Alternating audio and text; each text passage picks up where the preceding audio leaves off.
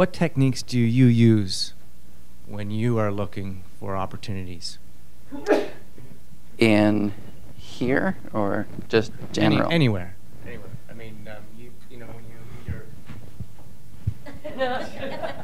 I guess when you're working with numbers, you're trying to find an area that makes sense. You're trying to find out where the best place to put your money is now. Yeah. What techniques do you use to find that out? Okay. One of the first things I do is I'll look for a growth market. Right? I'll look for a market that is growing.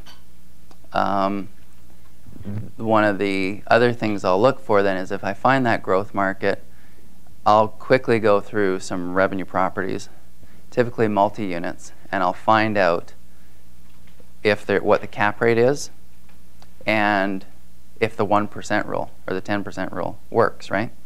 So in other words, if a property is, if I can get a property for $120,000, if I can rent that out for $12,000 a year, then I know, okay, this market is likely going to make sense. Now I know that I can proceed further, okay, because it's going to make sense.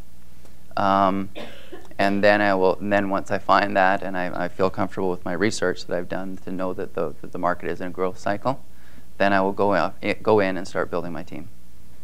So that's typically what I do. If I didn't want to go and invest somewhere else, and I just wanted to invest where I lived, then I would find a strategy that I can make money in this market. Because as we saw yesterday, we went through a rental property. We went through a duplex and a fourplex, and it didn't make sense, right?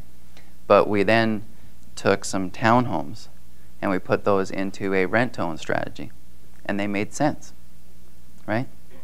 So you can make, and it showed, if in a rental property, if you hold that property, you make 20% if it makes sense. Well, it didn't even make sense. But you put it into a lease option or agreement for sale, you make 30%. That made sense. You put it into rent-to-own, now you're making 40%. And you're in this market. So does that help explain it?